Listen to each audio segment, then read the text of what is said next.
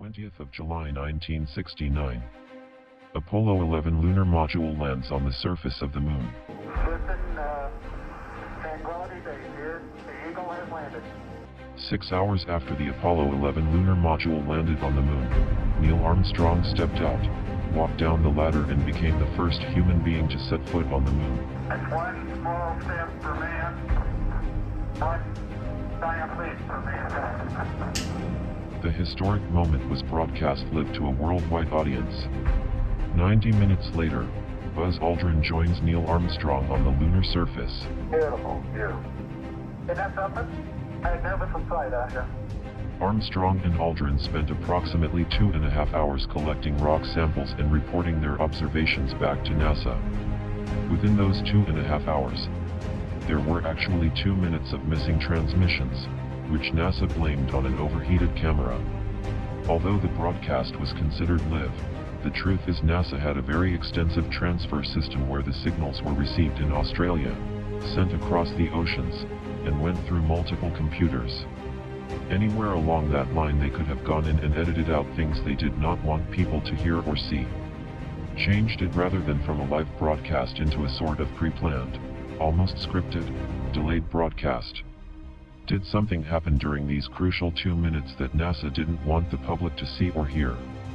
Hundreds of handheld radio operators who had their own high-frequency receiving equipment were able to hear the actual light, uncensored audio feed between NASA and the astronauts. And what they picked up was very eerie. So NASA asks what's there?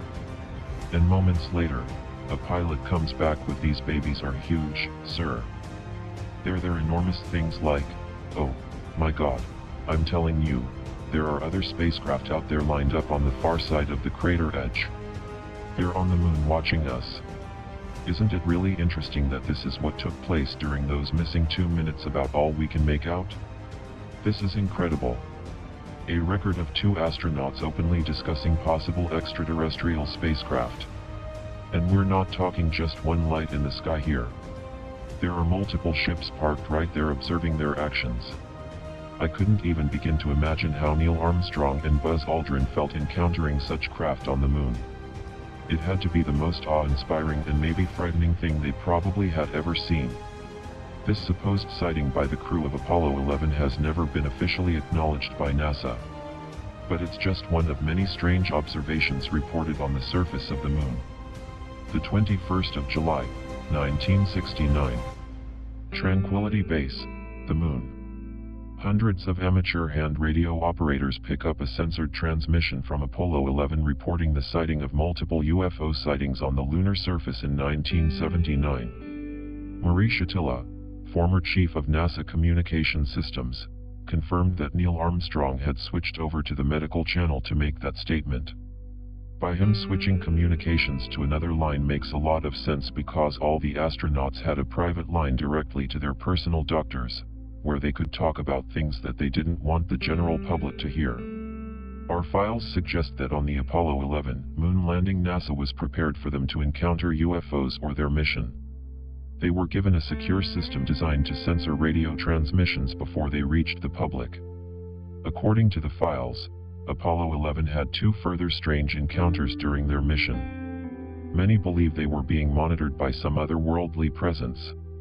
The Science Digest published the story from astronomer author James Mullaney. In July 1977, the crew of Apollo 11 during the first moon landing reported that their capsule was paced by what appeared to be a mass of intelligent energy. This is really astounding. A mass of intelligent energy. These are actual astronauts openly discussing an encounter with some kind of inhuman entity, about 4 decades after the Apollo landing. Buzz Aldrin made a statement that 3 days into their voyage to the moon, the crew saw an unidentified object following them. So they called back to NASA and asked if that could possibly be a booster rocket that they had jettisoned 2 days earlier. And the reply from NASA is that the position is not even close. Later in the mission, another unidentified object is observed by Apollo 11 crew.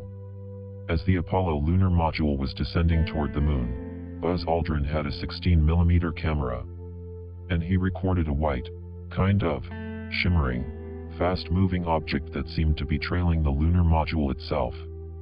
Now, What's interesting is that at the same time in the command module, Michael Collins reported the same phenomenon. Columbia, this is Houston. Go ahead, over. I did see a suspiciously small white object. Go ahead with the coordinates on the small white object. It's right on the southwest rim of a crater. I think they would know it if they were in such a location. It's on the southwest wall of a smaller crater. Astronauts are among the most credible witnesses you could ask for. And here they are reporting that they're seeing things on the moon. This is testimony that you really have to stop and consider. Between all of the exchanges that occurred between the Apollo 11 astronauts and NASA, it's impossible to conclude anything other than that they encountered UFOs on the moon. But the unanswered questions still are, what were these UFOs doing up there? And were they monitoring the Apollo 11 mission? This absolutely appears to me that they are watching and monitoring our progress. I can't imagine that the extraterrestrials would be surprised that we would come there at some point. In fact, if you look at the account, they seem to shadow the mission. And then when the Apollo crew lands, they're there. They're in very close proximity. It's also interesting to point out that when Neil and Buzz were landing the lunar module, they didn't even land in the area. They were supposed to be landing in this rocky area. And they almost ran out of fuel by overshooting their intended landing site.